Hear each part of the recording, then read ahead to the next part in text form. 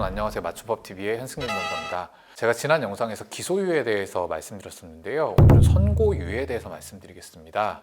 아마 기소유예보다 더 들어본 분이 없으실 것 같은데 혹시 들어본 분이 계실까요? 이 다음 영상에서 얘기할 집행유예는 많이 들어보셨을 것 같은데요. 선고유예는 좀 생소할 것 같아요. 얼마 전 여러 논란 속에 취임 35일 만에 사퇴한 박순애 사회부총리 겸 교육부 장관, 이 사람이 만취 상태에서 운전을 했음에도 불구하고 선고유예 판결을 받은 것으로 구설수에 올랐었는데 이때 들어보신 분들이 있을지도 모르겠네요. 선고유예는 일단 검사는 처벌의 필요성이 인정된다고 해서 재판에 넘겼는데 약식 기소를 할 수 있고 구공판 처분으로 정식 재판에 넘길 수도 있겠죠. 근데 이제 판사가 이거를 이거 굳이 처벌해서 정과 남길 필요가 있겠나라고 생각을 해서 형 선고를 안 하는 경우에 하는 판결입니다. 그러니까 유죄는 맞는데 처벌할 필요가 없다고 하는 거죠. 그래서 기소유예랑 좀 비슷해요. 다만 이론상 기소유예는 이종 전과든 동종 전과든 불문하고 전과가 있더라도 할 수 있고 교도소에 복역하고 나왔어도 당연히 할 수 있어요. 실무상으로 동종 전과의 경우에는 재차 기소유예를 하는 경우가 아주 드물기는 하지만 이종 전과의 경우에는 기소유예를 하는 경우가 종종 있습니다. 근데 이 선고유예는요, 일단 내가 벌금을 초과하는 전과가 있으면 나올 수가 없어요. 그러니까 징역형의 실형을 복역하고 출소를 했다던가 아니면 징역형의 집행유예를 받았던 전력이라도 있으면 집행유예 기간이 끝났더라도 선고유예는 불가능합니다. 또 이 선고유예는요, 법원에서 최종적으로 선고할 수 있는 형이요, 징역 1년 이하여야 돼요. 그래서 어떤 범죄가 법에 정해진 형의 범위가 3년 이상의 징역이라면 판사가 정상 참작을 해갖고 감경을 해도 최소 선고할 수 있는 게 1년 6월이기 때문에요, 다른 감경 사유가 추가로 없는 이상 선고유예를 할 수가 없습니다.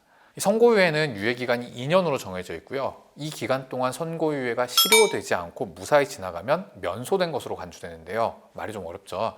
자, 이 면소는 소송을 계속하는 게 불필요해서 판단하지 않겠다는 일종의 형식 재판이에요. 그러니까 과거에 동일 사건으로 처벌받았는데 또 기소가 됐거나 아니면 공소시효 완성됐는데 기소가 됐거나 이런 경우에 하는 게 면소입니다. 그러니까 이 선고유예의 경우에는요, 2년이 지나면 유죄를 선고한 재판 자체를 없었던 것으로 취급을 하는 거죠. 다만 이제 방금 말한 것처럼 2년을 무사히 넘겨야 하는 거고요. 만약에 유예 기간 중에 벌금을 초과하는 형을 선고를 받거나 그런 전과가 있다는 게 발견이 되는 경우에는요, 선고유예는 효력을 잃고 미리 정해두었던 형이 선고됩니다. 또 선고유예 판결을 할 때에는요, 보호관찰을 받을 걸 명할 수도 있는데요, 보호관찰 준수사항을 위반하고 그 정도가 무거울 때에는요, 그때도 역시 선고유예가 실효될 수 있습니다. 자, 현실적으로 검사가 기소유예를 하지 않은 이상 재판에 넘어간 이후에 피해자와 합의가 이루어졌다거나 다른 중요한 양형자료가 제출되었다는 등의 사정이 없는데도 법원에서 선고유예를 하는 경우는 아주 드뭅니다. 그래서 선고유예를 목표로 하는 경우에는요, 이전까지 주장하고 입증하지 않은 새로운 유리한 양형 요소를 주장하고 입증해야 됩니다. 한편 성범죄로 인한 신상정보 등록의 경우에는요, 선고유예를 받고 2년이 경과하면 등록 의무를 면하게 돼요. 그래서 실제로는 2번만 경찰서로 가면 되거든요. 이것 때문에 성범죄에 연루되었는데 기소유예를 받지 못한 경우에는 선고유예가 가장 좋은 해결책이 됩니다. 그리고 이거 되게 중요한 건데요, 이게 선고유예랑 관련해서 변호사마다 답이 다 다른 부분이 있어요. 바로 선고유예의 경우에 전과 기록이 어떻게 되느냐는 거거든요. 일단은 형실효법에 따라서 선고유예 기간 동안에는 범죄 경력 자료에 표시가 됩니다.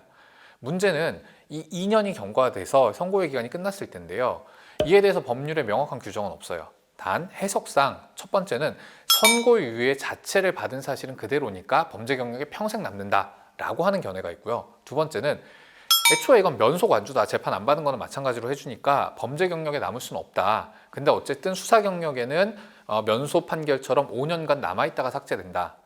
그리고 세 번째는 2년 지나면 그냥 전과에서 범죄 전력에서 삭제가 된다는 견해가 있는데요.